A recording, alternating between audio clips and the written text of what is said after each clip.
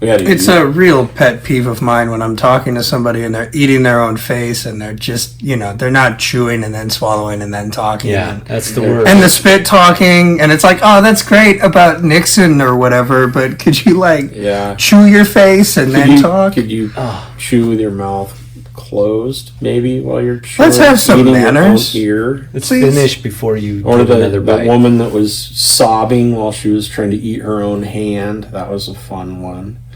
Well, see, no, that's polite. It's like a sunrise, warm in a sun.